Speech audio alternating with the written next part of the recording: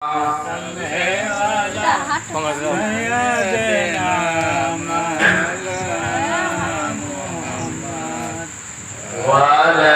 آل سيدنا যে মহান আল্লাহ পাক আমাকে আপনাকে এই পবিত্র জিলহজ মাসে আজ 25তম রাত্রিতে আজ মিলাদুন নবীর জলসায় বসা যে তৌফিক দিয়েছেন তার সে মহান আল্লাহর দরবারে আমরা সকলে শুকরিয়া আদায় করি। সকলে বলুন আলহামদুলিল্লাহ। তারপরে প্রশংসার যোগ্য আমিনার লাল মুরুর দুলাল জনাবে মুহাম্মদুর রাসূলুল্লাহ সাল্লাল্লাহু আলাইহি ওয়াসাল্লামের প্রতি কোটি কোটি দরুদ ও সালাম অবতীর্ণ সকলে বলুন আল্লাহুম্মা সাল্লি আলাইহি আল্লাহুম্মা বারিক আলাইহি। মুহতারাম বুজুর্গ দোস্ত, এই বাড়ি থেকে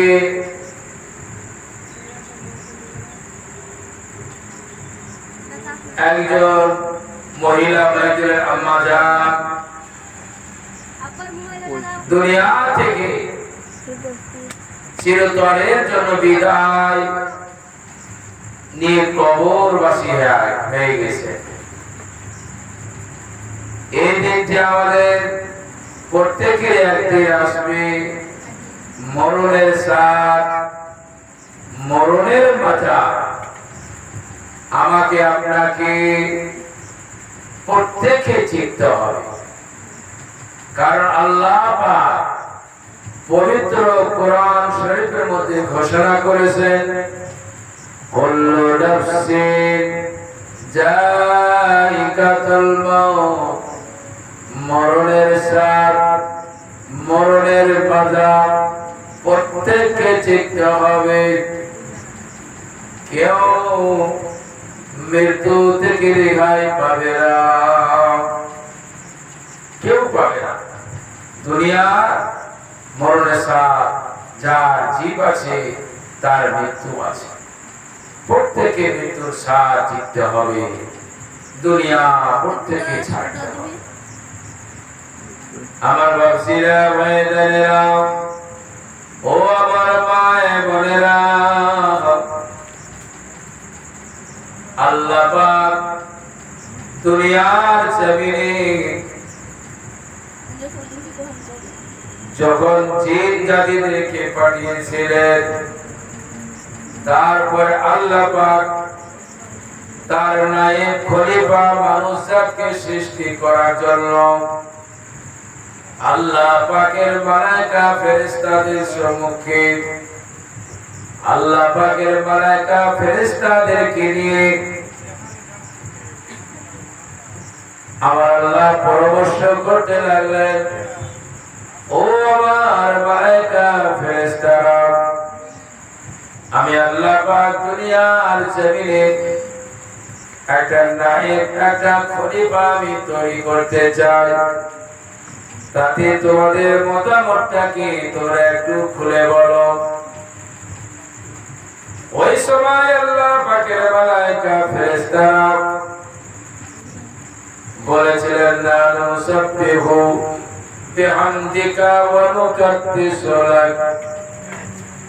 তারা ফেরেশতারা বলেছিল, আল্লাহ গো আমি যা। আল্লাহ ওই ফেরেশতারা বলেছিলেন যে দুনিয়ার জমিনে এর পূর্বে তারা জিন জাতিদেরকে পাঠিয়েছিলেন। জিন জাতিরা দুনিয়ার জমিনে ফিতরা ফাসাদে লিপ্ত রয়েছে। আপনি যদি আবার নায়েব খলিফা মানুষকে যদি দুনিয়ার জমিনে পাঠান, তারাও কি ফিতনা ফাসাদে লিপ্ত থাকবে।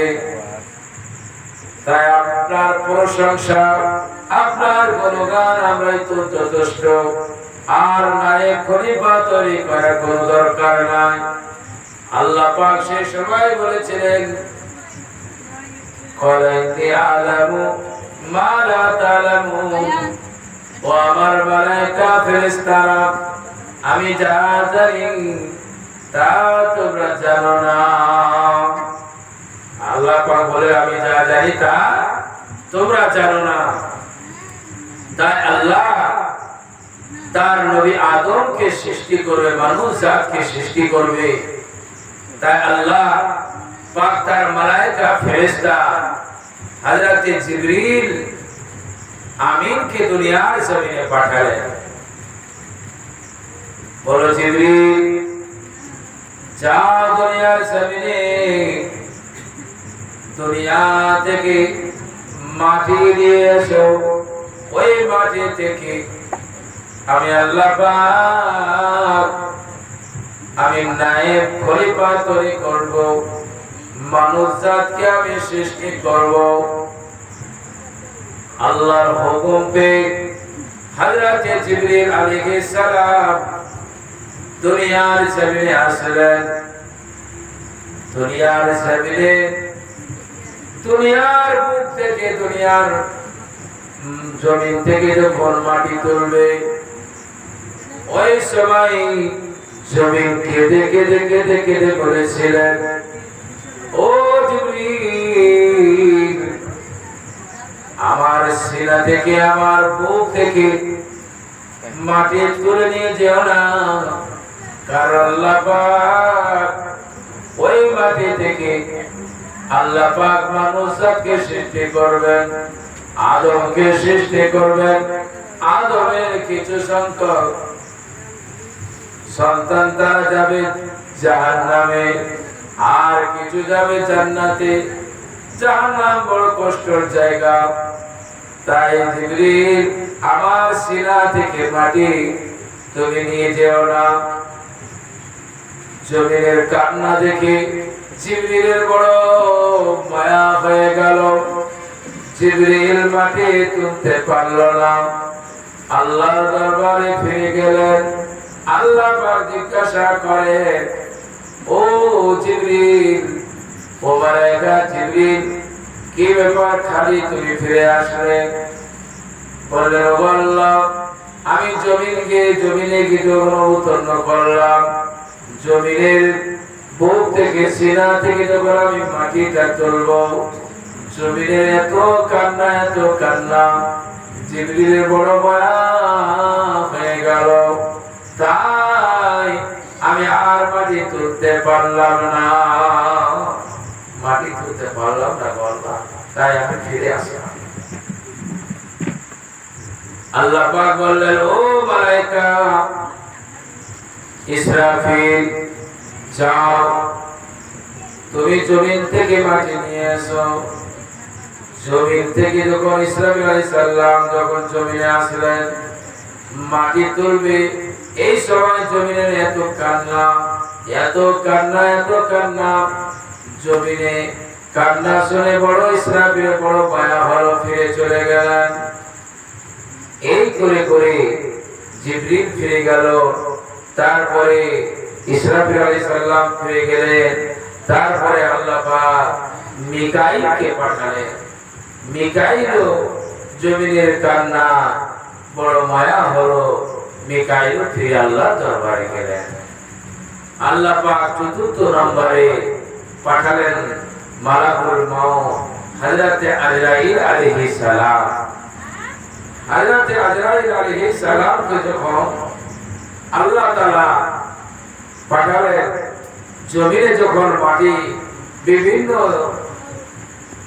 দেশে বিভিন্ন মাটি তুলে গেলেন, জমিনে এত কান্না করে, এত কান্না করে, মালাকুল মউত আজরাইলের বড় কোনো তার কোনো মায়া দয়া কিছু হলো।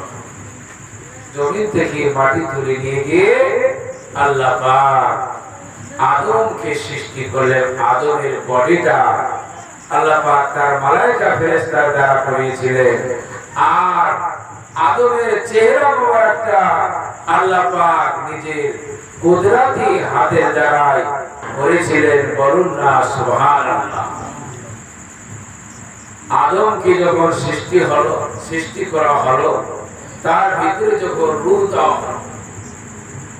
দেওয়ার পরে আল্লাহ পাক তার মালায়েকা ফেরেশতাদেরকে বললেন, ও আমার মালায়েকা ফেরেশতারা, ওয়াইদ কুল্লাম লিল মালাইকাতি ইসজুদু লিআদামা ফাসাদাদু ইল্লা ইবলিস আবা ওয়াস্তাকবারা ওয়া কানা মিনাল কাফিরিন।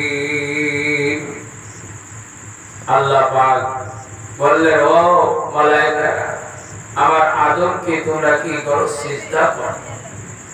সমস্ত মালায়েকা সিজদা চলে গেল। ওই ফেরেশতাদের মুআল্লিম উস্তাদ যে আজাজিল শয়তান, ইবলিস শয়তান, মাতুস শয়তান, ওই শয়তানের বড় অহংকার, তাকাব্বুর তার ভিতরে আসলো। ওই সময় ওই শয়তান যুক্তি দিতে লাগলো, ওয়া খালাকতানি মিন নারে ওয়া খালাকতানি মিন তিন। আগুনের কাজ, আগুনকে যদি জ্বালানো যায়, আগুনের শিশাটা উপরের দিকে উঠবে, আর মাটিকে একটা যদি দূরে ছড়ানো যায় উপর দিকে, ওই মাটিটা নিচে নেমে আসবে। মাটির কাজ হলো নিচে নামা, আগুনের কাজটা হলো উপরে উঠা। ওই সময় শয়তান বলল, আমি কখনো আদমকে আমি সিজদা করব না, কখনো আমি সিজদা করব না। তার ভিতরে অহংকার, তাকাব্বুর চলে আসলো।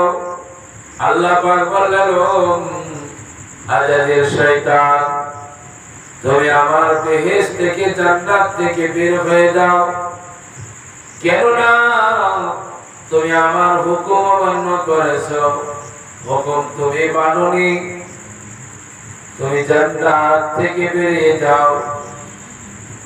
তার গলায় জাহান্নামের সার্টিফিকেট পরানো হলো। আল্লাহর মালায়েকা ফেরেশতারা যখন সিজদা থেকে যখন উঠে দেখলেন যে আমাদের মুআল্লিম, যে আমাদের ওস্তাদ আজাজিল, তার গলায় জাহান্নামের সার্টিফিকেট পরানো রয়েছে, সঙ্গে সঙ্গে আল্লাহর মালায়েকা ফেরেশতারা আবার আল্লাহর শুকরিয়ার জন্য সিজদায় চলে গেল। বলুন সুবহানাল্লাহ। আবার সিজদায় গেল। কেন? ফেরেশতারা ভেবেছিল, যদি আমরা না আল্লাহর হুকুম যদি আমরা মানতাম, তাহলে ওই জাহান্নামের সার্টিফিকেট আমাদের পড়া হতো।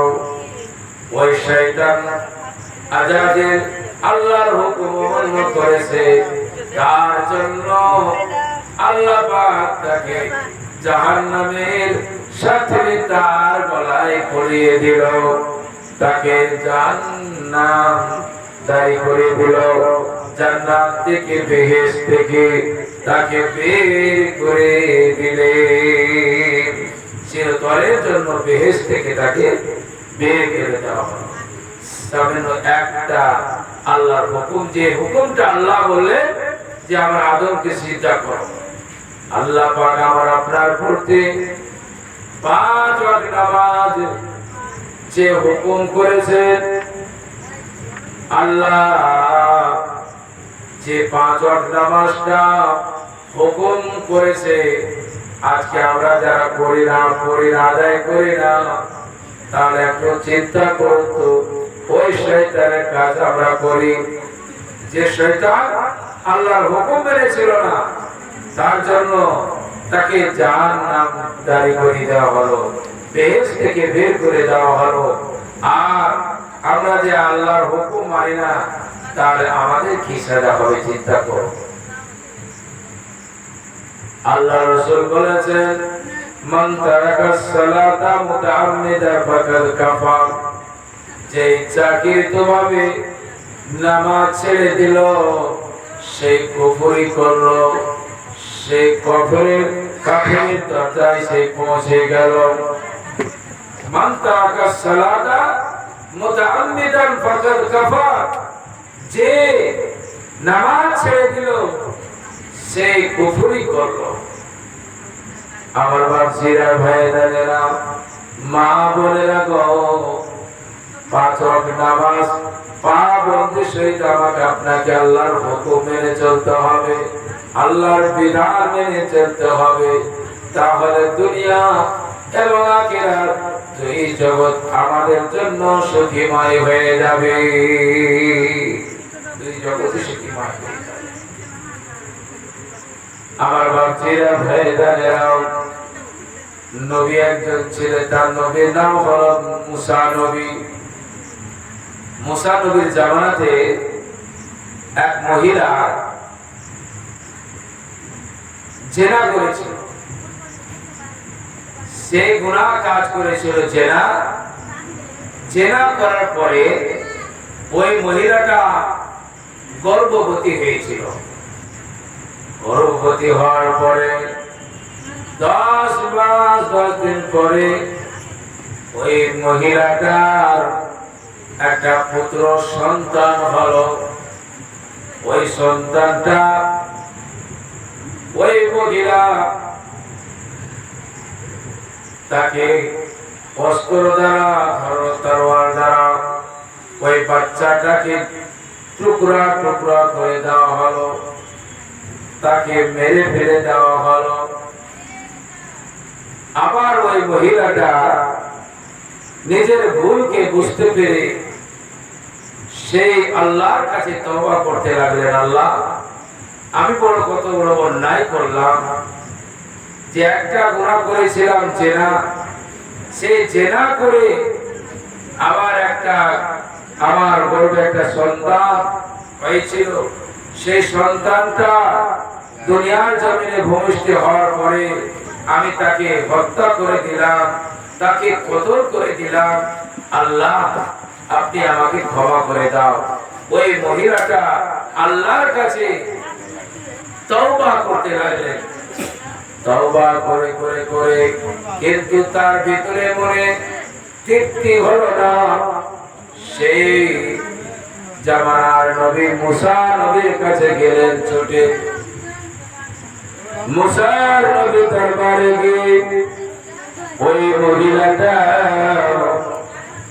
বলল, আল্লাহর নবী মুসা,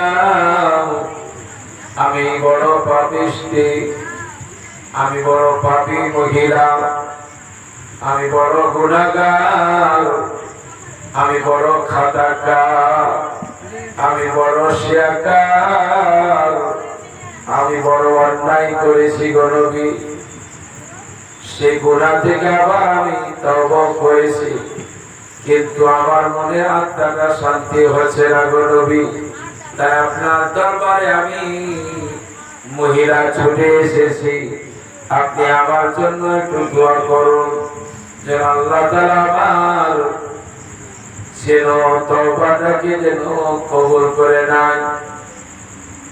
নবী মুসা আলাইহিস সালাম বললেন, ও মহিলা, তুমি কি এমন গুনাহ কাজ করেছো, কি এমন পাপ করেছো, কি এমন অন্যায় করেছো, কি এমন শিয়াকা করেছো?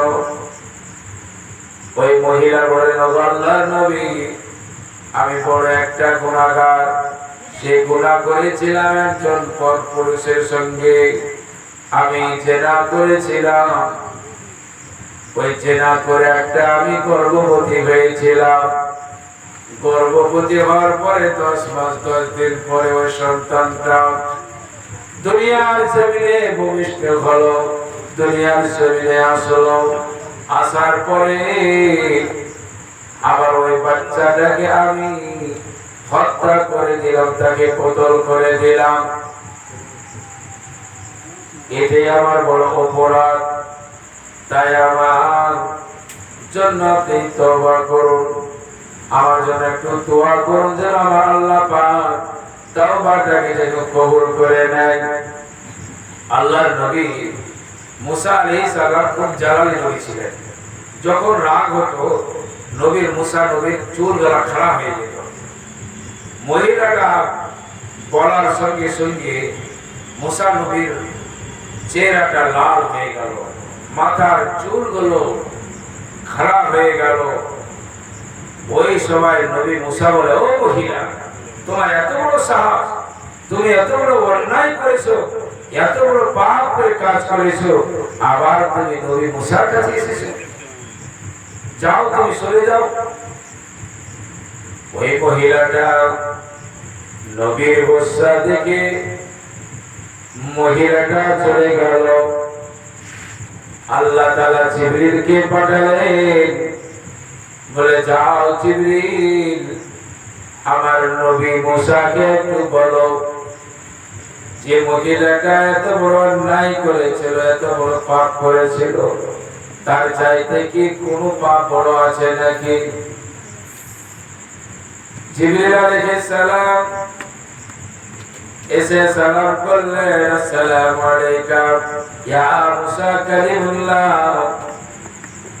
সালামের উত্তর দিয়ে বলে, ইয়া কি জিবরিল, কি ব্যাপার তুমি এসেছো?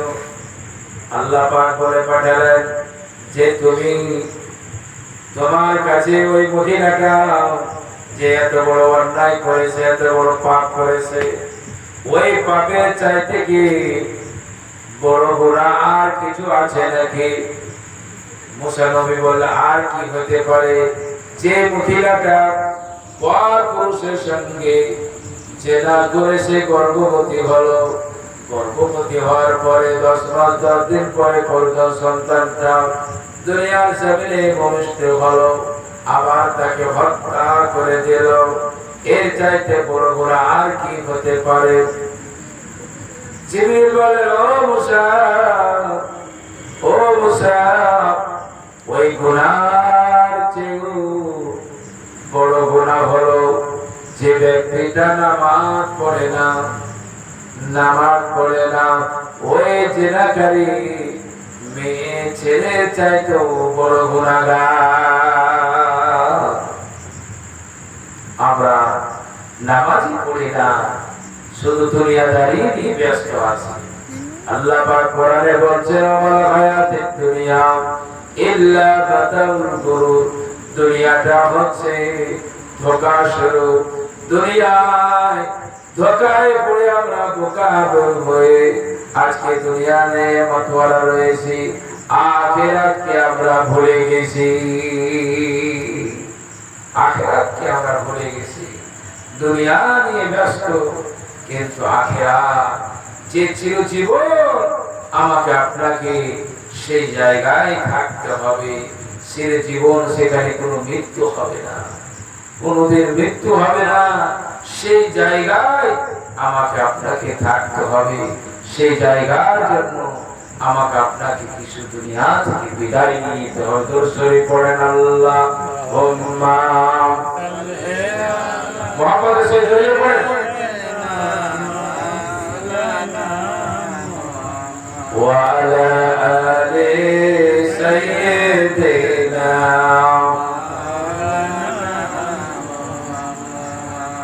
আমার বাপসিয়া ভাইদারেরা, মা বোনেরা, জিবরিল মালাকুল মউত হলে আজরাইল সাল্লাম কি করে জান কবজ করে, তার দায়িত্ব হলো জান কবজ করা। আল্লাহ পাক একদিন মালাকুল মউত আজরাইলকে জিজ্ঞাসা করলেন, আজরাইল, যখন তুমি মানুষের জান কবজ করো, তোমার কি কোনদিন চোখ দিয়ে পানি বেরিয়েছে? তুমি কি রোনাজারি করেছো? আজরাইল আলাইহিস সালাম বললেন, আল্লাহ, আমি দুইটা জায়গাতে আমি কেঁদেছিলাম। বলে, কোন জায়গায়? যে জায়গায় সাদ্দাত যখন জন্মগ্রহণ করেছিল জান্নাত, ওই সাদ্দাত বাদশা যখন তার মায়ের গর্ভে ছিল,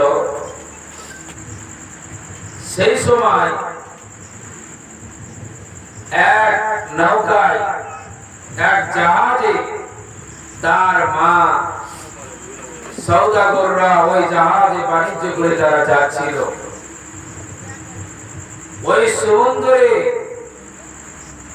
নৌকার এমন একটা তুফান, এমন একটা হাওয়া উঠলো, ওই হাওয়ায় নৌকা ভেঙে চুরমার হয়ে গেল।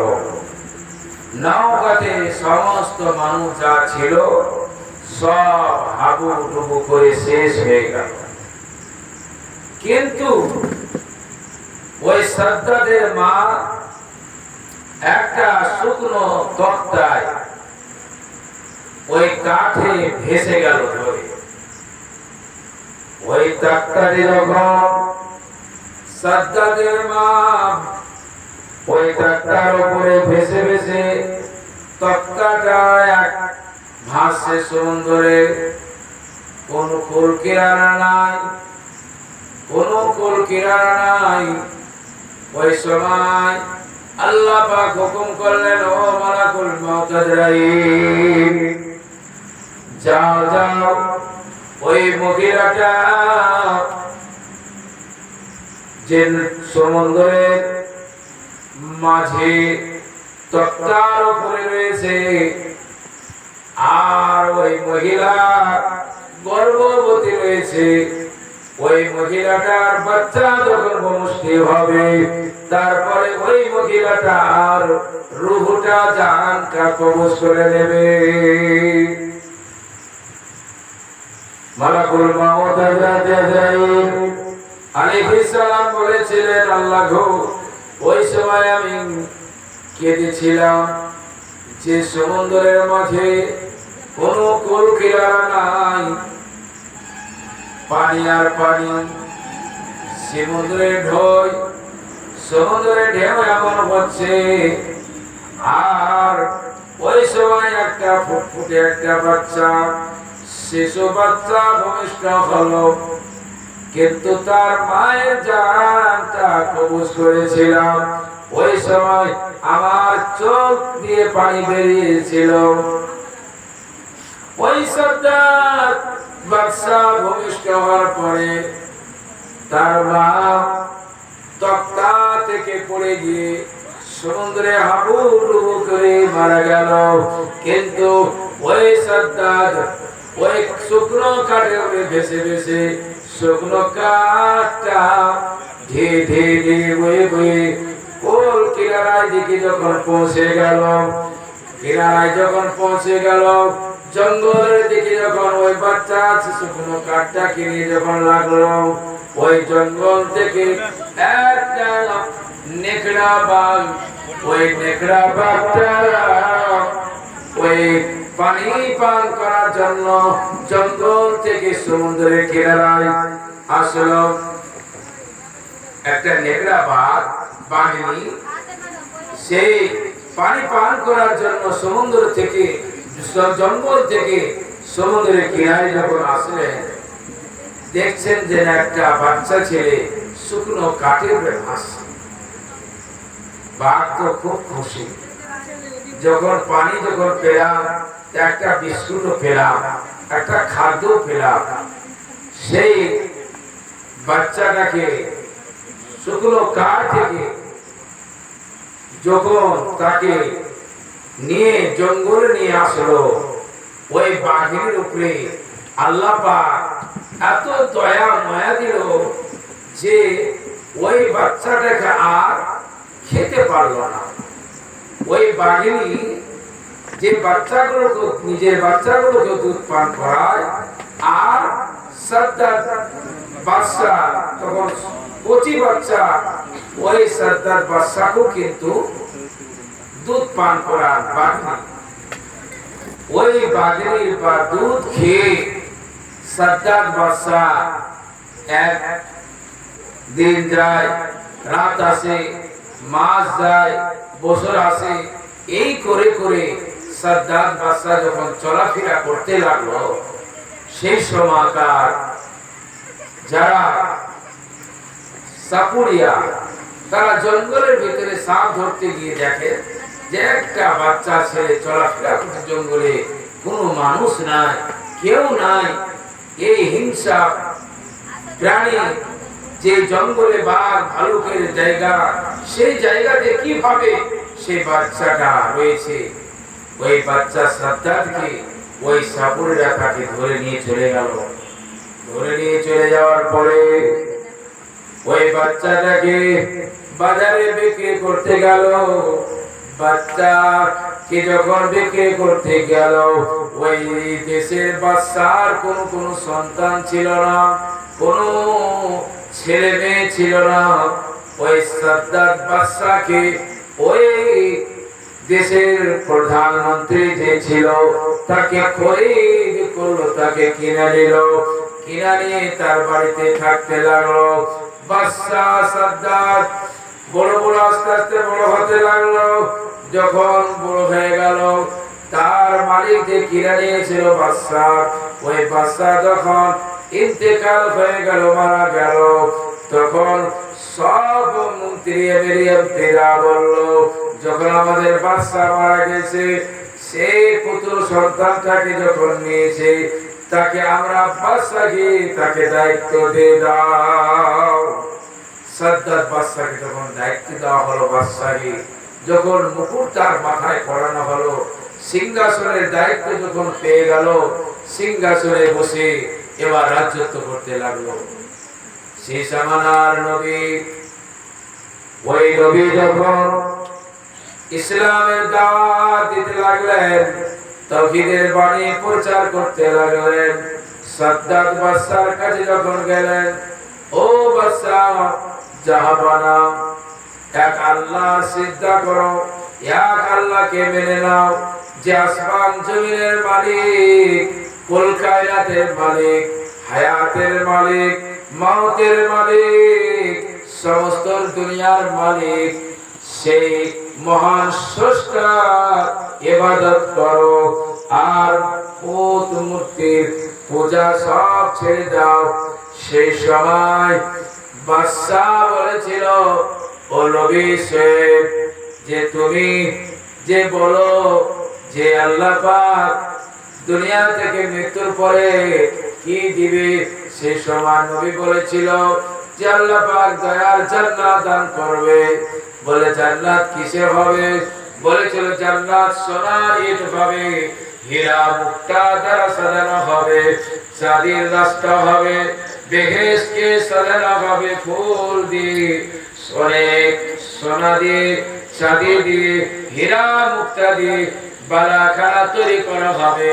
ওই রকম ভোর গিলামান থাকবে, বেহেশতের মধ্যে অনেক রকম ফল ফুল থাকবে, অনেক রকম ফল ফুল থাকবে। সেই বেহেশতের মধ্যে আল্লাহ পাক দিলে যদি আল্লাহর হুকুম মেনে যেতে চলতে পারো।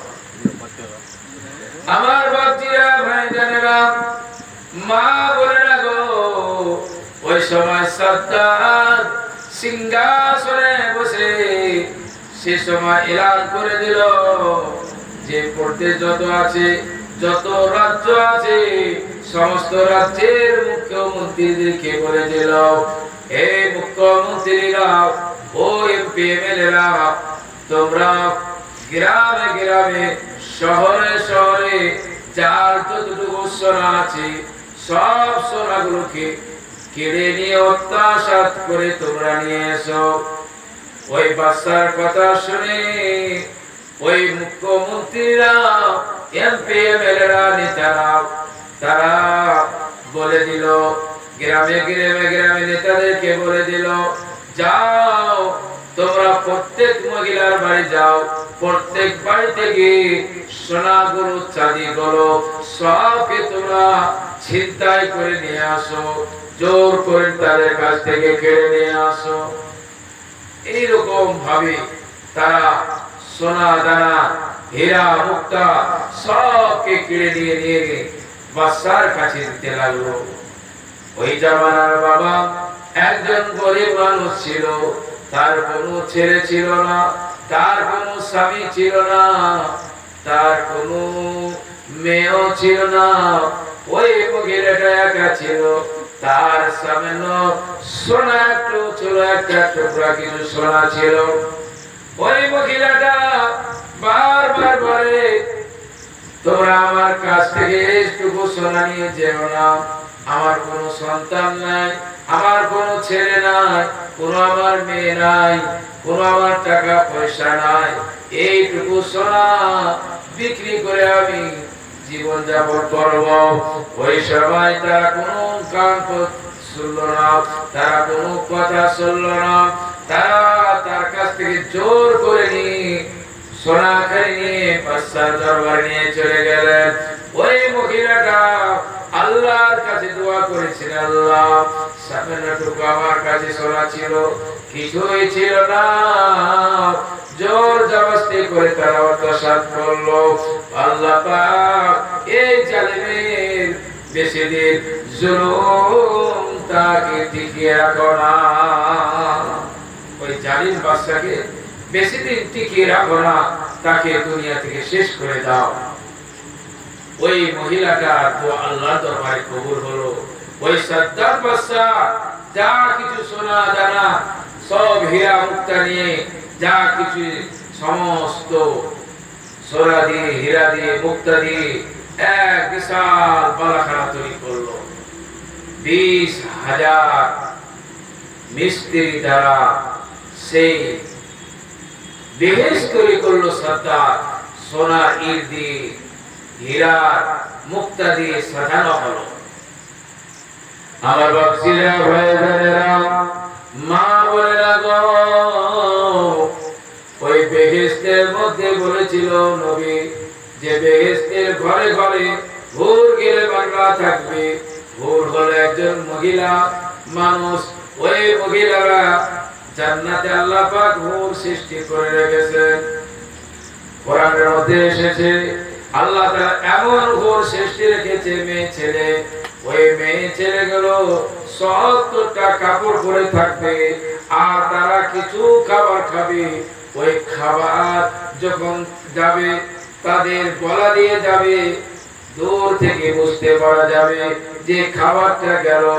এত সুন্দর হুর গেলেমান আল্লাহ বেহেশতের মধ্যে রেখেছে। ওই হুর গেলেমানরা যদি দুনিয়ার জমিনে থুতু যদি ফেলে দেয়, দুনিয়ার জমিনের যত পানি রয়েছে সব পানিগুলো মিষ্টি হয়ে যাবে। বলুন সুবহানাল্লাহ। এইরকম হুর গেলেমান সৃষ্টি করেছে আল্লাহ পাক জান্নাতি বাসীদের জন্য। যারা জান্নাতি হবে তাদের জন্য আল্লাহ পাক হুর গেলেমান কে সৃষ্টি করেছে। কোন স্বামী যদি স্ত্রী বেহেশতে যায় তাহলে তার স্বামীকেও আল্লাহ পাক ওই হীর গেলেমানের মতো সুন্দর করে দেওয়া হবে, আর ওই স্ত্রীকেও হুরের মতো আল্লাহ পাক সুন্দর তাদেরকে করে দেওয়া হবে। এইরকম জান্নাতের মধ্যে হুর গেলেমান আল্লাহ পাক সৃষ্টি করেছে একমাত্র যারা জান্নাতে যাবে, জান্নাতীরা পাবে ওই হুর গেলেমান। ওই কথা শুনে বাদশা সাদ্দাত ওই বালাখানাগুলো তৈরি করে রেখেছে।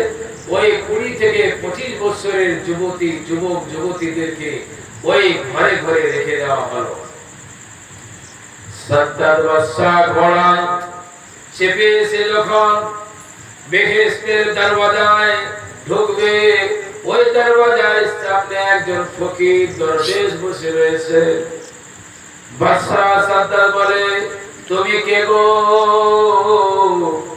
বলে, আমি একজন দরবেশ, তোমার সঙ্গে আমার কথা রয়েছে, মাথাটা একটু ঘোড়া থেকে নিচু করো। সাদ্দাত বাদশা বলে, না না, আগে আমি বেহেশতে যাব, আমি বেহেশতে যাব, তারপরে তোমার সঙ্গে কথা বলবো। বলো, তুমি রাস্তা ছেড়ে দাও, গেটটা ছেড়ে দাও। ওই সময় বাদশা, ওই সময় মালাকুল মউত বলেছিল, আমি দুনিয়ার কোন সাধারণ ফকির নয়, আমি দুনিয়ার কোন সাধারণ দরবেশ নয়, আমি হলাম মালাকুল মউত, আমি হলাম আজরাইল। আল্লাহর হুকুম হয়ে গেছে, তোমাকে বেহেশতে ঢুকতে দেওয়া যাবে না। ওই সময় কথা শুনে ওই সাদ্দাত বাদশা ঘোড়া থেকে লাফিয়ে যখন বেহেশতের গেটে যখন পড়বে সঙ্গে সঙ্গে মালাকুল মউত তার জানটা কবজ করে নিলে, তার জানটা কবজ করে নিলে। এত সুন্দর বালাখানা তৈরি করার পরও সে সাদ্দাত বাদশা বেহেশতে ঢুকতে পারলো না। আমি আপনি যতই বড় ঘর বাড়ি করি না কেন, জমি জায়গা করি না কেন, অট্টালিকা করি না কেন, এই দুনিয়ার অট্টালিকা বাড়ি ঘর সব থেকে যাবে। আমাকে আপনাকে খালি হাতে চলে যেতে হবে।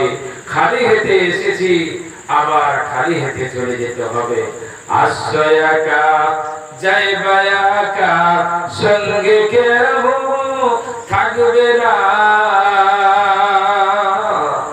আশ্রয়াকা যাইবায়াকা সঙ্গে কেউ থাকবে না।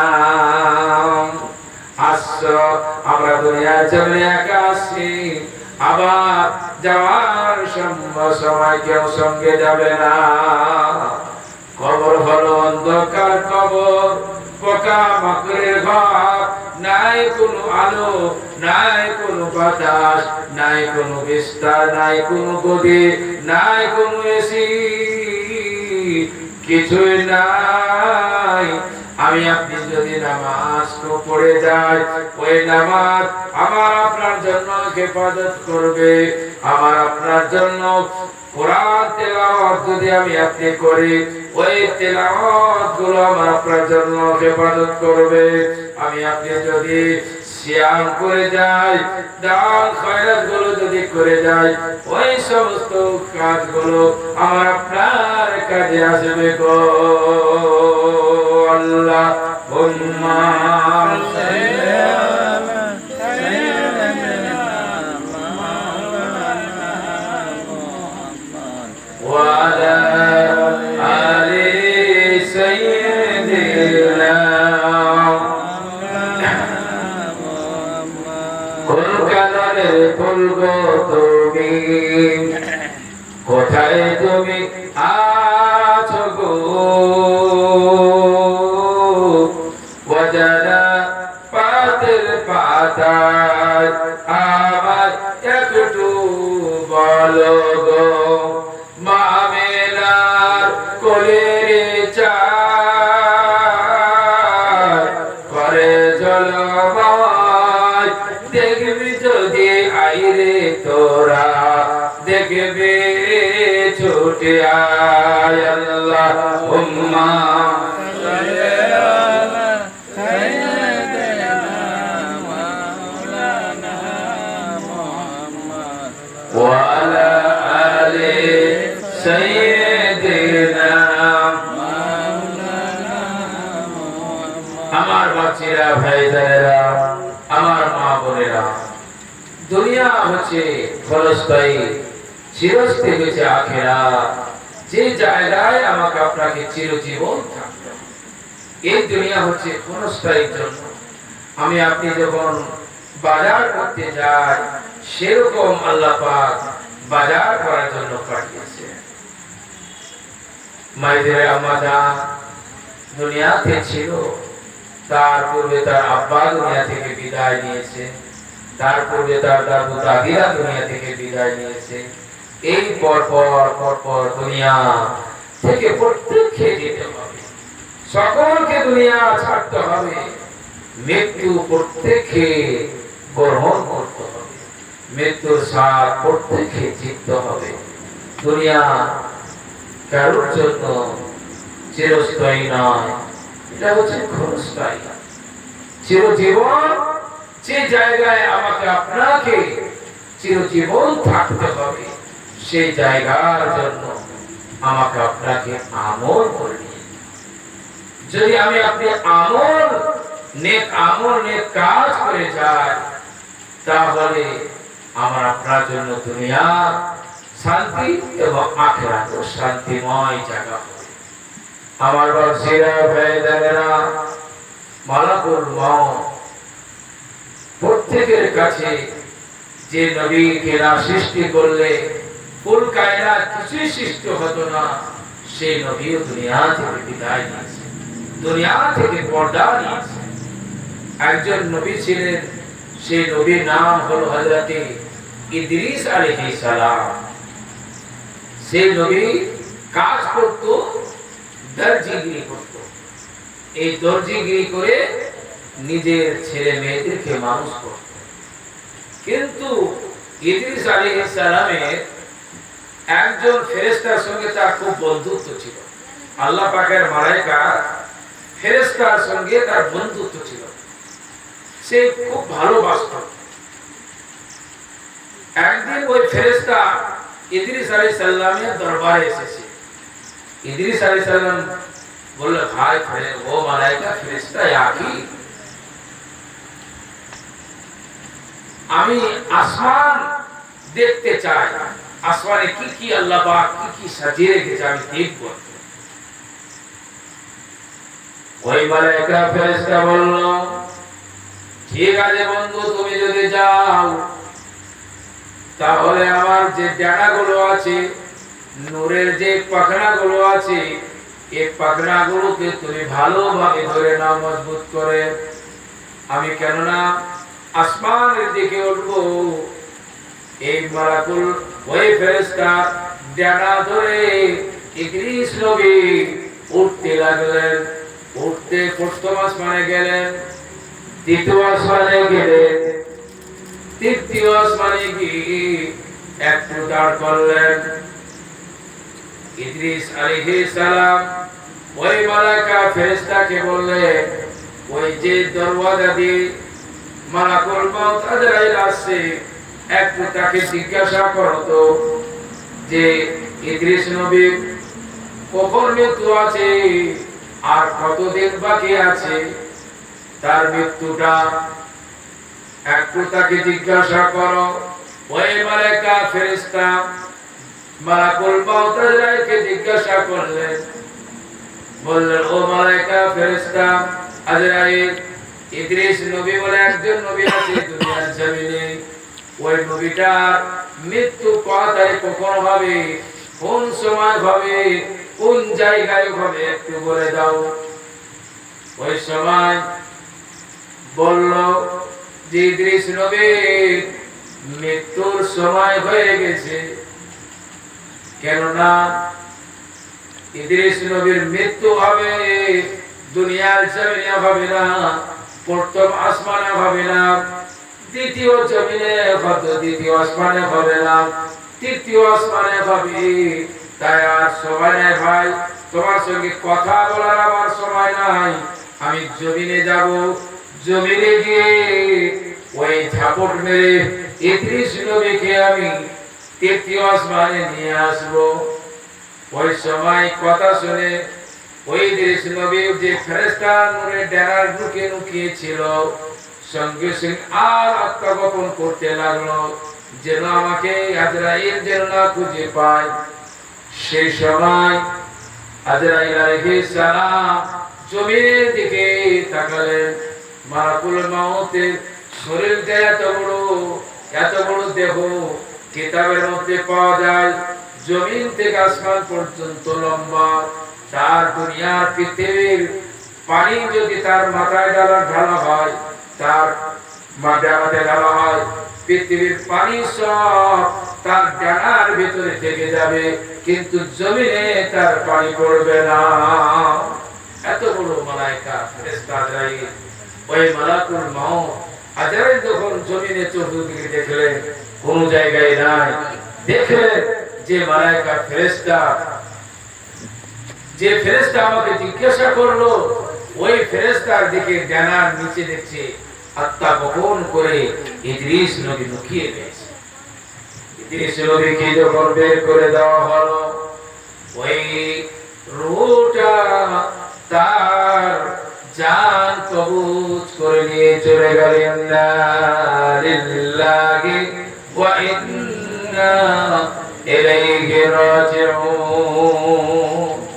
জান কবজ করলো, যেই যেখানে থাকুক না কেন, যার যেখানে মৃত্যু হবে, আল্লাহ কোরআনে বলেছেন, ইজা জা আজালুহুম লা ইস্তাখিরুনা শাআতাও ওয়া লা ইস্তাকদিমুন। যার যেটা সময় আছে, নির্ধারিত সময়, ওই সময়ের মধ্যে মৃত্যু ঘটবে, মৃত্যু থেকে কেউ বাঁচতে পারবে না। যদি পাহাড়ের সিউটির উপরে চড়ে যদি কাচের ঘর যদি তৈরি করে নেওয়া হয়, ওই কাচের ঘরের ভিতরেও মালাকুল মউত তার জানটা কবজ করে নেবে, কোন জায়গা থেকে সে রেহাই পাবে না। আমার আপনার রাসূল বিশ্বের নবী মা আয়েশা উরু উপরে মাথা দিয়ে রাসূল আমার ঘুমিয়ে রয়েছে, অত্যন্ত মাথা যন্ত্রণা, অত্যন্ত শরীরে ব্যথা, এত জ্বর বুখার। রাসূল আমার পানি নিয়ে, লোটা থেকে পানি নিয়ে চেহারা মোবারকে ছিটা মারছে আর আসমানের দিকে তাকিয়েছে।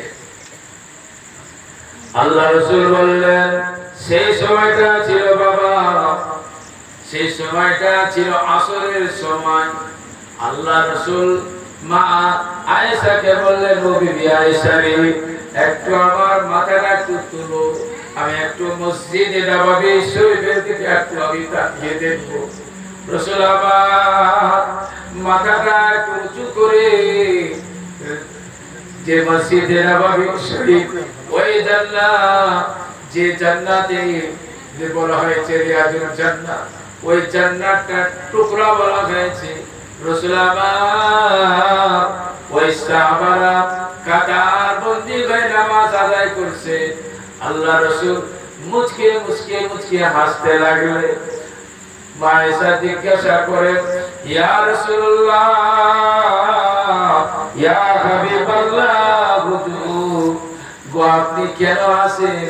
এই খুশিটা আপনার খুশির হাসি না আপনার দুঃখের হাসি? আমার বাচ্চারা, ভাইজানেরা, মা বোনেরা গো, ওই সময় বলেছিলেন, ও বিবি আয়েশা, আমি এখন হাসি, আমি এখন হাসি আমার সুখের হাসি। দুঃখের সময় এক সময় দুঃখ ছিল, সে সময় কত মার খেয়েছি আমার সাহাবায়ে কেরামরা, কত মার খেয়েছে, মার খেয়েছে, নিজের ছেলেকে এতিম করেছে, নিজের বিবিদেরকে বেওয়া করেছে। আর আমি এই কাতার বন্দি হয়ে নামাজে আমার সাহাবারা দাঁড়িয়ে রয়েছে, তাই আমি খুশিতে বাগে বাগ হয়ে আমি মুচকে মুচকে হাসছি। মালাকুল মউত হযরতে জিবরিল আলাইহিস সালাম আল্লাহ রাসূলের দরবারে গিয়ে হাজির হয়ে গেলেন মা আয়েশার দরবারে। আসসালামু আলাইকা ইয়া রাসূলুল্লাহ, ইয়া হাবিবাল্লাহ, হুজুর আপনার দরবারে একজন ফেরেশতাকে নিয়ে এসেছি, সে ফেরেশতা আপনার দরবারে আসেনি, আজকে এসেছে। আপনাকে আল্লাহ পাক বলে পাঠিয়েছেন আমাদেরকে, যদি আমার হাবিব দুনিয়ার জমিনে যদি থাকতে চায়, আমি আল্লাহ পাক তার হায়াত বাড়িয়ে দেব। আর যদি মওতের সাথটা যদি চিনতে চায়, তাহলে আমার হাবিবকে আমার দোস্তুর সঙ্গে আমি মোলাকাত করব। সঙ্গে সঙ্গে আমার বাপজিরা, ভাইজানেরা, আমার মা বোনেরা গো, রাসূল আমার বললেন, ও জিবরিল, আমার জানটা কবজ হয়ে যাবে, তাতে আমার কোনো দুঃখ নাই, কোনো কষ্ট নাই, আমার উম্মত উম্মতিদের কি হবে? সে সময় বলেছিলেন, ইয়া রাসূলুল্লাহ, ইয়া হাবিবাল্লাহ, হুজুর যদি আপনার উম্মত উম্মতিরা যদি আল্লাহর হুকুম, আল্লাহর বিধান, আপনার সুন্নাত তরিকায় যদি চলাফেরা করে, আপনার আদর্শ মেনে যদি চলে, তার আল্লাহ পাক যদি কোনো গুনাহ যদি করে থাকে, ওই গুনাহগুলোকে আল্লাহ পাক ক্ষমা করে দিয়ে বেহেশতে করে দেবে। ও আমার বাপজিরা, ভাইজানেরা, মা বোনেরা, আল্লাহ রাসূল বললেন, তার ঠিক আছে, আমি আল্লাহর সঙ্গে সাক্ষাৎ করতে যাই। মালাকুল মউত ওই সময় আল্লাহ পাকের নবীর সিনা মোবারকে শাহাদাত আগুনটা রাখা হয়েছিল।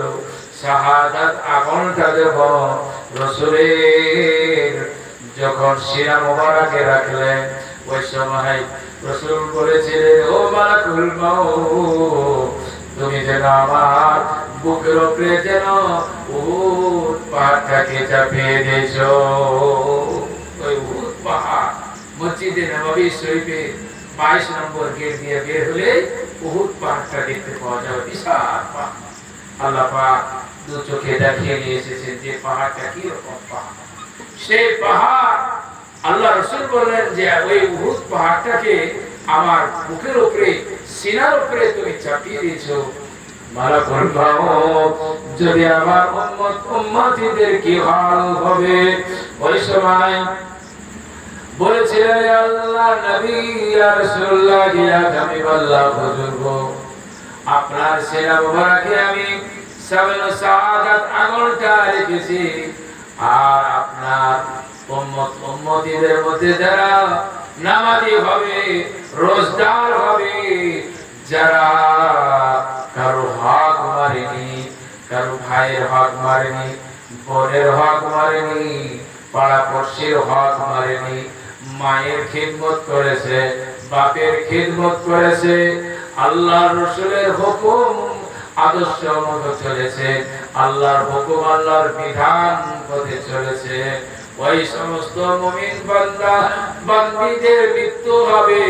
যেরকম কচি বাচ্চা, শিশু বাচ্চাটা মায়ের দুধ পান করে, যখন মায়ের স্তনটা দুধ পান করে, যখন বাচ্চাটা দুধ পান করতে করতে যখন ঘুমিয়ে যায়, ওই মা যখন স্তনটা তার মুখ থেকে টেনে নেয়, ওই কচি বাচ্চাটা বুঝতে পারে না। সেই রকম মুমিন মুমিনাত যারা মুসলমান হবে, যারা দিনদার হবে, যারা নামাজি হবে, যারা রোজদার হবে, যারা জিকির করনেওয়ালা হবে, যারা হালাল খাদ্য খানেওয়ালা হবে, যারা কারো হক মারেনি, বাপের হক মারেনি, বাপের হক মায়ের হক আদায় করেছে, বোনের হক মারেনি, পাড়া পড়শির হক মারেনি, এই সমস্ত আল্লাহর হুকুম আদর্শ রাসূলের যারা মেনে চলেছে, তাদের মৃত্যুটা সেই কচি বাচ্চার মতন হবে। দরুদ শরীফ পড়েন, আল্লাহুম্মা সাল্লি আলা সাইয়্যিদিনা ওয়া আলা আলি সাইয়্যিদিনা। আমার দিনদার বাবাজিরা, ভাইজানেরা, মা বোনেরা, একটু চিন্তা করুন, দুনিয়াতে চলাফেরা করতে গেলে কঠিন হুঁশিয়ারি করতে হবে। যে লোভ লালসা করে কারো হক, বোনের হক মেরে নিলাম, পাড়া পড়শির হক মেরে নিলাম, অত্যাচার অত্যাচার করে নিলাম, কিন্তু দুনিয়াতে কতদিন বাঁচব? এ 50, 60, 70 বছরের মেলা। এই 50, 70 বছর বয়স হয়ে যাবে, আর যখন 40 বছর পেরিয়ে যাবে, 45 বছর পেরিয়ে যাবে, তখন শরীর দুর্বল হয়ে যাবে, অসুখ হয়ে যাবে, তখন আর তোমাকে দুনিয়াদারি আর কিছুই ভালো লাগবে না। দুনিয়ার জমিনে যা করেছে যুবক অবস্থায় সব মনে পড়বে। আল্লাহ রাসূল বলেন, আল্লাহর দরবারে 5টা পুরুষের যখন উত্তর না দেবে, একটা ডাক পিছনে হবে না, একটা ডাক আগে হবে না। আল্লাহ রাসূলের সাহাবারা বললেন, ইয়া রাসূলুল্লাহ, ইয়া হাবিবাল্লাহ, হুজুর 1 নম্বর কি প্রশ্ন করা হবে? রাসূল আমার বললেন, বাবা সাহাবারা, 1 নম্বর প্রশ্ন করা হবে তার হায়াত সম্পর্কে।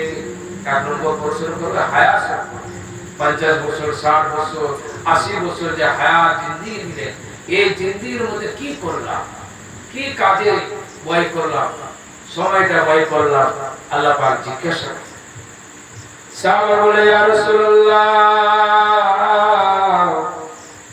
দ্বিতীয়টাকে পরিচালনা করা হবে। রাসূল আবার সরার জামানে বললেন, বাবা সাহাবারা, 2 নম্বর যুবক সম্পর্কে জিজ্ঞাসা করবে, যুবক কালটা তুমি কোন কাজে ব্যয় করেছো? যুবক সময় যখন রক্তটা তোমার তাজা ছিল, সেই সময় তুমি কি কাজ করেছো? কারোর মাল অত্যাচার করেছো, কারোর মাল চুরি করেছো, কারোর পায়ে ভেঙে তুমি নিয়ে এসেছো, কারোর বনের হক মেরেছো, এগুলো সেই সময় যদি করে থাকে তাহলে তার 2 নম্বর প্রশ্ন করা হবে, তাকে যুবক সম্পর্কে, যুবক কালটা কোন কাজে ব্যয় করেছে? তাসের আড্ডায়, মদের আড্ডায়, না বাজারের আড্ডাতে আল্লাহর ইবাদত বন্দেগী করে সময় পার করেছো, না এমনি ঘোরাধুলাই করে করেছো, অন্যায় করে করেছো? দ্বিতীয়বারে আল্লাহ পাক জিজ্ঞাসা করবে তার মাল সম্পর্কে, যে তুমি এত বড় ধন দৌলতের মালিক হয়েছো, কিভাবে হয়েছো? কারণ টাকা পয়সা তুমি মেরে নিয়েছো, ব্যবসা বাণিজ্য একসঙ্গে করতেছিলে, আর টাকা ওই ভাইকে তুমি মেরে অত্যাচার করেছো, ওই জবাব দেওয়া লাগবে। চতুর্থ নম্বর আল্লাহ জিজ্ঞাসা করবে তুমি মালটাকে কোন রাস্তায় খরচ করেছো? যে তুমি ধনের মালিক হয়েছিলে, অর্থ অটলিকার মালিক হয়েছিলে, তুমি কোন কাজে ব্যয় করেছো? সেই সম্পর্কে আল্লাহ পাক জিজ্ঞাসা করবে। 5 নম্বরে জিজ্ঞাসা করবে যে তোমাকে আমি ইলম দিয়েছিলাম, জ্ঞান দিয়েছিলাম, বুদ্ধি দিয়েছিলাম, সেই বুদ্ধি অনুভূতি তুমি দুনিয়াতে কতটুকু কাজ করেছো, নেককার কাজ করেছো? এই 5টা প্রশ্ন যতক্ষণ না হয়েছে উত্তর না দিতে পারলে এক আগো হবে না, এক পিছনে হবে না। আমার বাপজিরা, ভাইজানেরা আর মা বোনদের 4টা কাজ যদি তারা করে যেতে পারে, আল্লাহ পাক তাদের জন্য বেহেশ 8টা দরওয়াজা তাদের জন্য খুলে দিয়েছে। 1 নম্বর হচ্ছে 5 ওয়াক্ত নামাজ। 1 নম্বর 5 ওয়াক্ত নামাজ, 5 ওয়াক্ত নামাজ। 2 নম্বর হচ্ছে রোজা করতে হবে। এই সিয়াম যে 30টা রোজা, ওই রোজা রাখতে হবে। আর 3 নম্বর হচ্ছে পর্দা। এখন তো পর্দা হয়ে গেছে ঝাড়দা, এখন রাস্তা পথে বেরিয়ে গেলে পর্দার কোনই নাই। পর্দা করতে মা বলতে, পর্দা করা ফরজ। যদি বেপর্দা হয় তাহলে কিয়ামতের দিনে জাহান্নামে জ্বলতে হবে, তাকে জাহান্নামী হতে হবে। আর 4র্থ নম্বর মা বলতে নিজের স্বামীর খিদমত করতে হবে। স্বামী যদি এই 4টা দ্বারা যদি করে যেতে পারে, বেহেশতের 8টা দরওয়াজা দিয়ে, যে কোনো দরওয়াজা দিয়ে তারা জান্নাত যেতে পারে। বলুন সুবহানাল্লাহ, আল্লাহুম্মা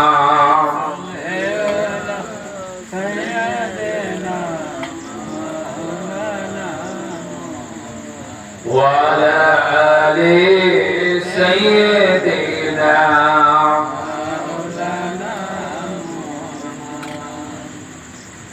যাকে জিকির করে মজলিস বসাইয়া, আমার আল্লাহ তাআলা জিকির করেন ফেরেশতাদেরকে লইয়া। বলো লা ইলাহা ইল্লাল্লাহ, লা ইলাহা ইল্লাল্লাহ, লা ইলাহা ইল্লাল্লাহ মুহাম্মাদুর রাসূলুল্লাহ। আমার বাচ্চারা, ভাইজানেরা, আমার ভাইদের ভাইদের মা বাপ উঠে চলে গেল, এতিম হয়ে গেল। বাবা মায়ের কি এতিম? বাবা মা কি একটা মেওয়া জিনিস?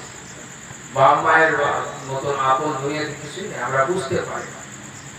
বাবা মা কি জিনিস আমরা বুঝতে পারি না। যেরকম 32 দাঁত আমাদের আছে, দাঁত থাকতে আমরা দাঁতের মর্যাদা দিই না। দাঁত যখন ভেঙে যায়, দাঁতের মর্যাদা কি আছে তখন আমরা বুঝতে পারি।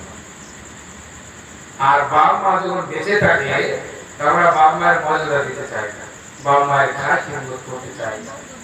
আমরা দুনিয়াদারি নিজের ছেলে মেয়ে বিবি বাচ্চা নিয়ে কাজ করছি, কিন্তু বাবা মা, যে বাবা মা 10টি মাস 10 দিন যে গর্ভ রেখেছে, কত কষ্ট, নিজে খায়নি, নিজে না খেয়েছে, খেতে বসেছে, খাওয়ার সঙ্গে সঙ্গে পেটে ব্যথা উঠে গেল, খেয়ে ছেড়ে দিয়ে উঠে কি করবে, কষ্ট।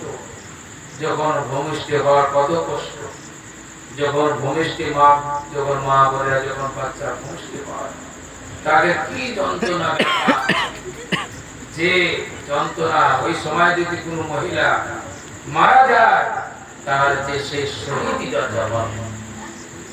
কি যন্ত্রণা। সেই সময় যে বাচ্চাটার চেহারা দিকে কি ছেলে কি মেয়ে ছেলে যখন দেখে সঙ্গে সঙ্গে সব ব্যথা মিলে যায়, যে কালেজার টুকরা ব্যথা ব্যথিত।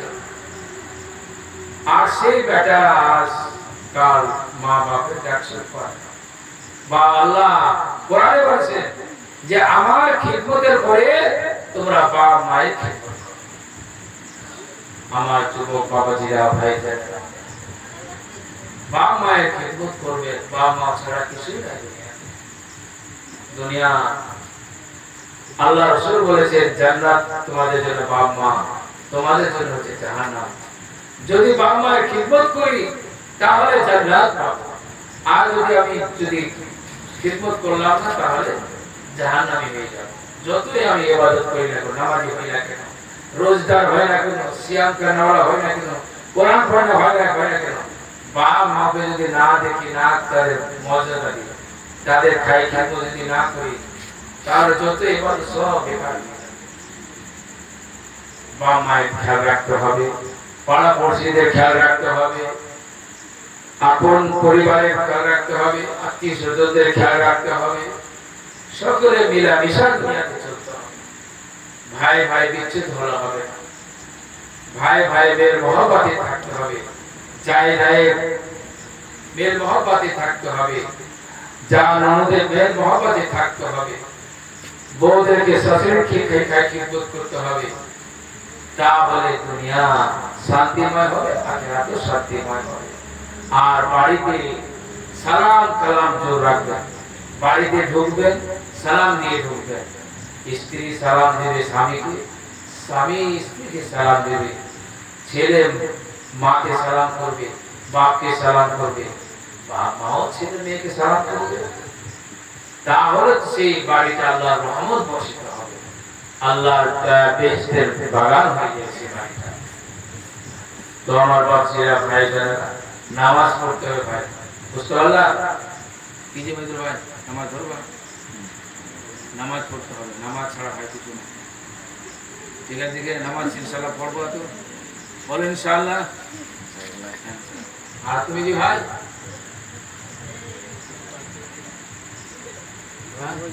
হ্যাঁ কখন থেকে? আরে শরীর তো এমনি তো ধরো দুর্বলতা হয়ে গেছে, আর ওই সিলু কই চলে গেল কি? হ্যাঁ এখন কোথাতে ঘরে আছে, ঘরে ওদের মেয়েদের গায়ে রইলে হবে। নামাজ পড়ছি বাইরে এসো, বাইরে এসো, বাইরে এসো।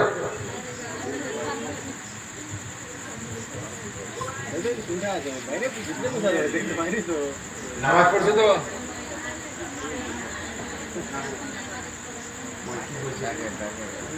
জামা পুরো আসতে দিতে পারে না, ও গায়ে জামা খুলে যায়, গরম লাগছে ভাই, নিয়ে দেখা আছে তো। তো একটা তো নামাজ পড়তে হবে, জামাই গেলে নামাজ পড়ছো তোমরা, নামাজ পড়বা, সব নামাজ পড়ো। নামাজ পড়তে গেলে তার পাবো, তার আলাদা বরকত আছে। যতই কাজ করো, নামাজ পড়ো, সময় কত 10 মিনিটের ব্যাপার, জোহরের খুব জোর 20 মিনিট, 10-15 মিনিট, আসরের 5 মিনিট, মাগরিবের 7-8 মিনিট, ইশারে আধা ঘন্টা লাগে। তো নামাজটা পড়ো। তাহলে নামাজ পড়তে গেলে, নামাজও পড়তে আসলে নামাজ পড়লাম আপনার গুনার কাজ করেছে না, চলবে না, সব গুনার কাজ করে অন্যায় অত্যাচার, মানুষের সঙ্গে নামাজ পড়ছি আবার ভাই ভাই নিয়ে মহব্বত নাই, এরকম করলে হবে না। পাড়া পড়শির সঙ্গে সকলের সঙ্গে মেল মহব্বত রাখতে হবে। তো দুরূদ শরীফ পড়েন, আল্লাহুম্মা সাল্লি আলা সাইয়্যিদিনা ওয়া আলা আলিহি سيدنا يا نبي سلام عليك يا رسول سلام عليك يا حبيب سلام عليك صلوات الله عليك नबी को अपने रात रे गुमाना देखा दाओ आशिक देसाती दिखे नाम अपनार रौजाते दरूदो सलाम दीते या नबी सलाम अलैका या रसूल सलाम अलैका या हबीब सलाम अलैका सलवातुल्लाह अलैका या नबी अपनी जे नूरे ते पैदा সেই নূরে তে तमाम जहान पैदा अपनी जे काबा रुकाबा आशिक तेर गला रुमाला या नबी सलाम अलैका या रसूल सलाम अलैका या हबीब सलाम अलैका सलवातुल्लाह अलैका या नबी नामो प्यारा या रसूल नमो प्यारा अर्श पर हक ने पुकारा सच पैगंबर है हमारा या नबी सलाम अलैका या रसूल सलाम अलैका या हबीब सलाम अलैका सलावतुल्लाह अलैका या नबी सलाम लाए बंगला या रसूल सलाम लाए सोबार मुरादे गुनाहगार किया छे मोदेर दिखाবার या नबी सलाम अलैका या रसूल सलाम अलैका या हबीब सलाम अलैका सलवातुल्लाह अलैका या सरविंदर मन वदा बलदल उला बिकमालिही शफम जलालिही हसनन यबियो लिसानिही अलैहि वालिहि अल्लाहुम्मा सल्ली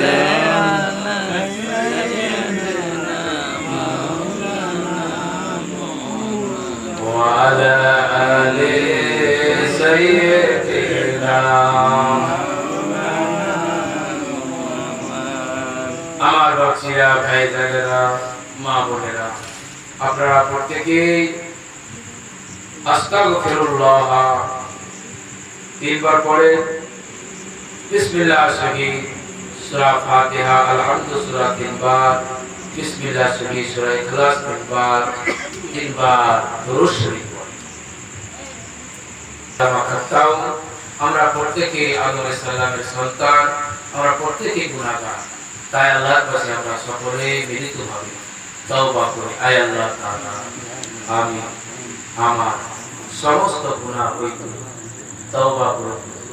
আস্তাগফিরুল্লাহ আস্তাগফিরুল্লাহ রাব্বি মিন কুল্লি যামবিন ওয়া আতুবু ইলাইহি লা হাওলা ওয়ালা কুওয়াতা ইল্লা বিল্লাহি আলিয়্যিল আযীম। আশহাদু আল লা ইলাহা ইল্লাল্লাহ ওয়াহদাহু লা শারীকা লাহু ওয়া আশহাদু আন্না মুহাম্মাদান আবদুহু ওয়া রাসূলুহু। লা ইলাহা ইল্লাল্লাহ মুহাম্মাদুর রাসূলুল্লাহ।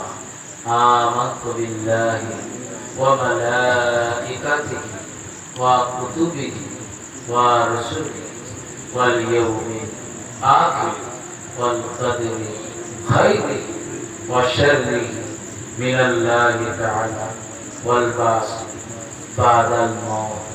আমানতু বিল্লাহি কামা বিআসমাইহি ওয়া সিফাতিহি ওয়া কাবিহি জামিআ আহকামিহি ওয়া আরকানিহি।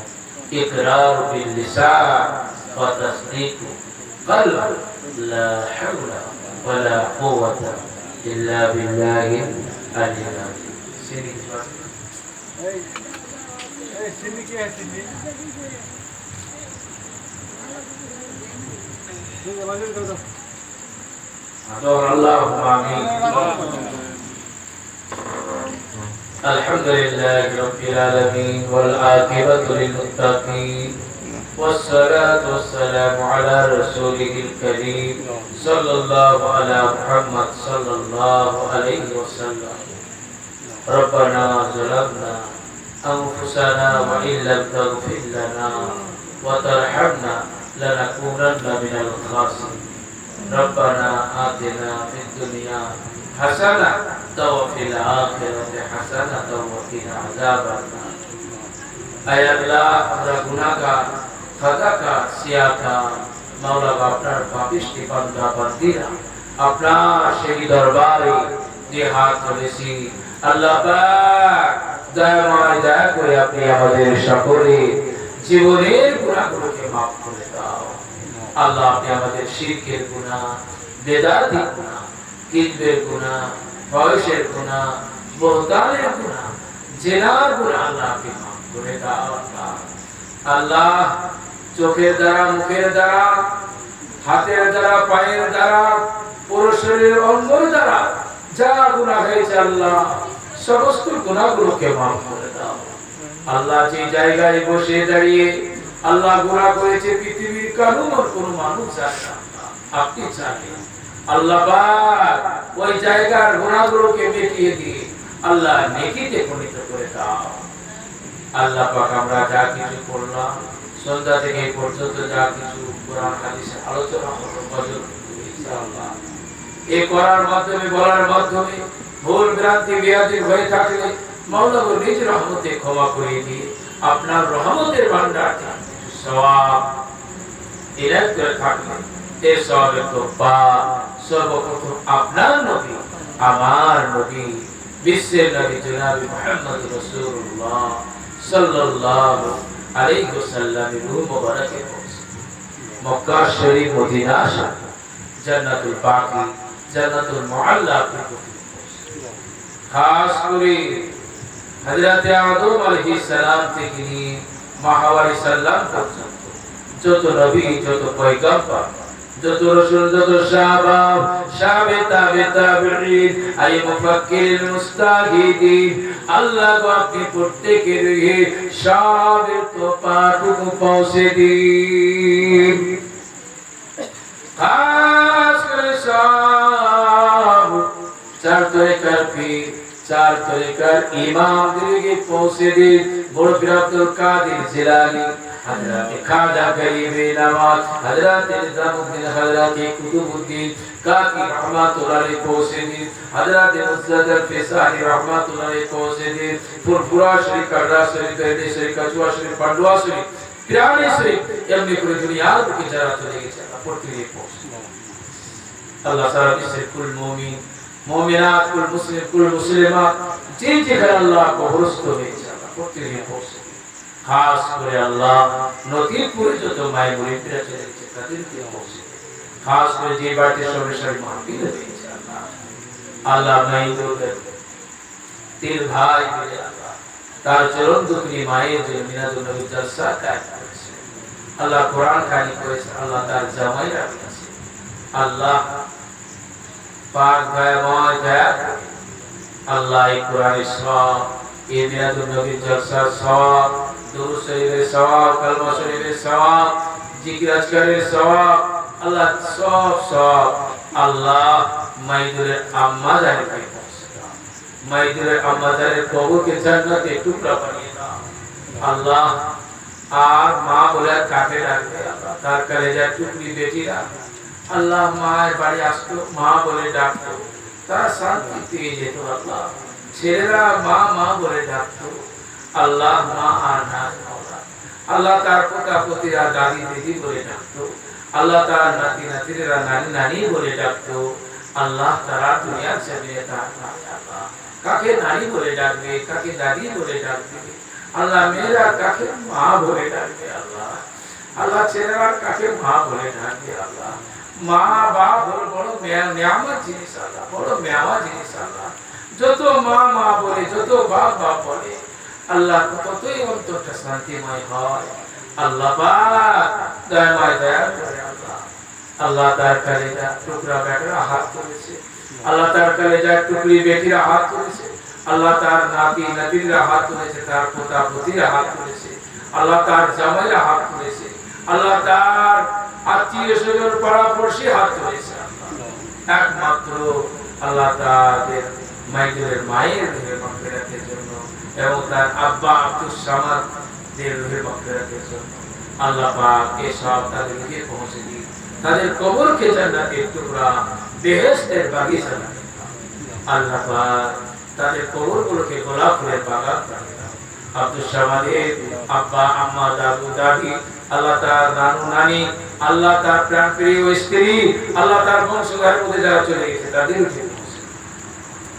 আমরা যতজন বাপ যে ভাই যার মা বলে হাত তুলেছি আমাদের মধ্যে যাদের বাপ মা দাদু দাদি নানা নানি মায়ের মুরিদ যারা দুনিয়া ছেড়ে চলে গেছে আল্লাহ প্রত্যেকের কবরে সওয়াবের বরকত পৌঁছে দাও আল্লাহ পাক খাস করে আল্লাহ এই ভাইদের রোজগারে আল্লাহ আপনি কামাইতে বরকত দেন আল্লাহ আল্লাহ ছেলে মেয়েদের সকলকে আপনি হেফাজত করুন তার ছেলে মেয়ে বিবি বাচ্চা সকলকে আপনি হেফাজত করুন সকলকে আপনি হেফাজত করুন প্রত্যেক ছেলে মেয়েদেরকে হেফাজত করুন আমরা যারা অসুস্থ হয়েছে আল্লাহ সুস্থতা দান করে দাও বেমার থেকে সেবা দান করুন সেবা থেকে পুণ্য দান করুন আল্লাহ তার কলেজা একটা টুকরি আল্লাহ তার মেয়েটা না পাবো আল্লাহ সেই ভাবে আল্লাহ তার জ্ঞান সে করতে পারে না আল্লাহ সেই মহিলাটাকে সবর করার মতো তৌফিক দেন আল্লাহ তার মেয়েদেরকে আল্লাহ তার ছেলেদেরকে সবর করার মতো তৌফিক দেন আল্লাহ মাত্র পাগলকে আল্লাহ সবর দেন আল্লাহ যেন তার ভাই আল্লাহ তার বোনরা আল্লাহ তাকে হেফাজত করে আল্লাহ তাকে রাখশন করে আল্লাহ সে মতো তার ভাইদের বোনদের মতো আল্লাহ দয়া মায়া